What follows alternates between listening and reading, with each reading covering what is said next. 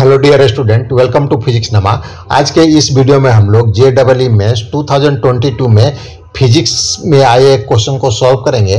यह question laws of motion chapter से लिया गया है। तो आइए क्वेश्चन को देखते हैं और इसको सॉल्व करते हैं। 3 masses capital M equal to 100 kg, M1 equal to 10 kg and M2 equal to 20 kg are arranged in a system as shown in figure. All the surfaces are frictionless and strings are inextensible and weightless. The pulleys are also weightless and frictionless. A force F is applied on the system so that the mass M2 moves upward with an acceleration of 2 meter per second square. The value of F is, तो हमें force का value निकालना है। जैसे आप diagram में देख रहे हैं, एक सिस्टम है और इस पर एक फोर्स लगाया जाता है। तो जब फोर्स लगाया जाता है, एक फोर्स हम सिस्टम पर लगाते हैं तो इस टाइप का मोशन होगा। जो 100 kg का मास है वो राइट डायरेक्शन में मूव करेगा और जो 20 kg का मास है वो क्वेश्चन में दिया गया है कि 2 मीटर पर सेकेंड स्क्वायर के एक्सेलरेशन से अपवर्ड डायरेक्शन में मूव करेगा।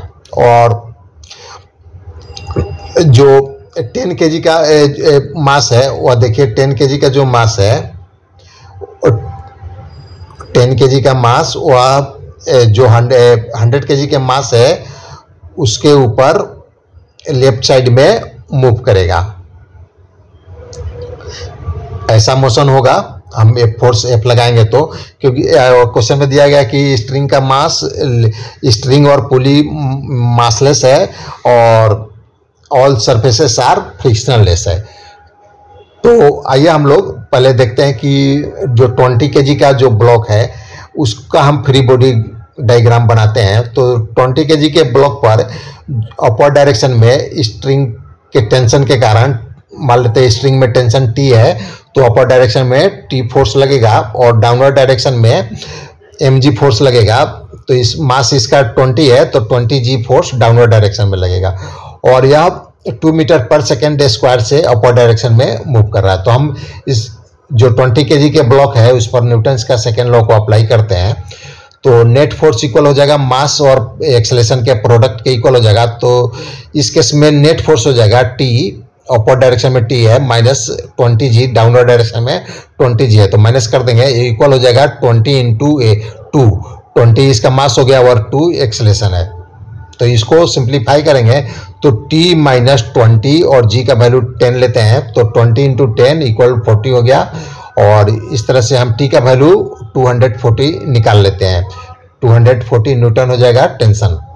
अब हम जो 10 kg का ब्लॉक है उसको कंसीडर करते हैं। तो 10 kg के ब्लॉक पर भी जो स्ट्रिंग का टेंशन है सेम रहेगा, T ही रहेगा, क्योंकि स्ट्रिंग मासलेस है तो इसका टेंशन T ही रहेगा। तो राइट साइड में इस पर T फोर्स लगेगा और मान लेते हैं कि जो 100 kg का जो ब्लॉक है उसका एक्सेलरेशन A है।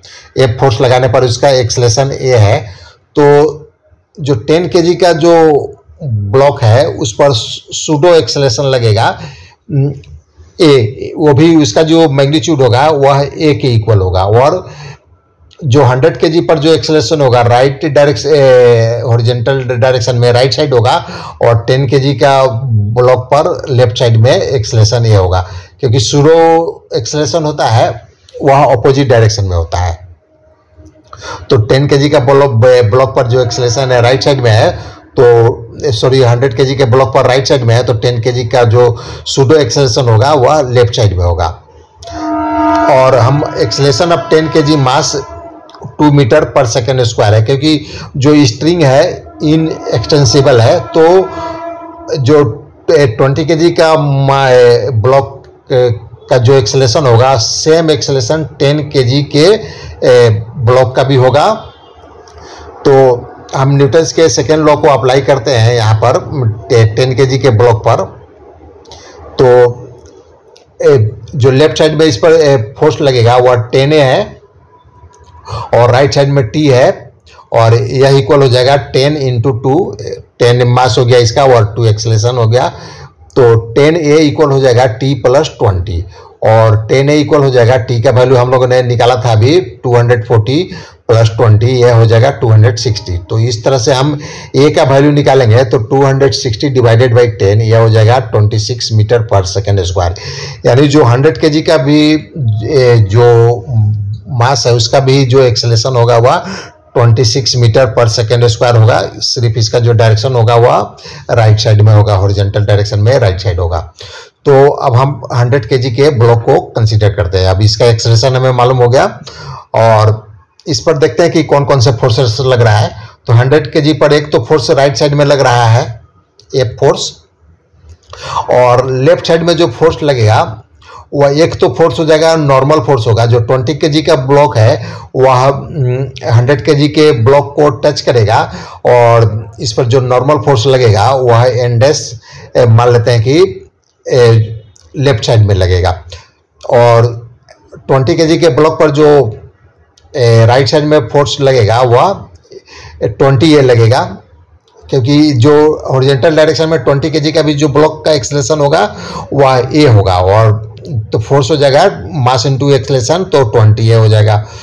अब applying Newton second law of 100 kg के ब्लॉक, और एक और फोर्स लगेगा 100 kg के ब्लॉक पर, वह जो टेंशन है स्ट्रिंग का टेंशन है वह क्योंकि पुली के साथ अटैच है स्ट्रिंग, तो और पुली 100 kg के ब्लॉक के साथ अटैच है, तो जो टेंशन है टी वह लेफ्ट साइड में लगेगा 100 kg के ब्लॉक पर। तो अब हम न्यूटन्स के सेकेंड लॉ को अप्लाई करते हैं 100 kg के ब्लॉक पर।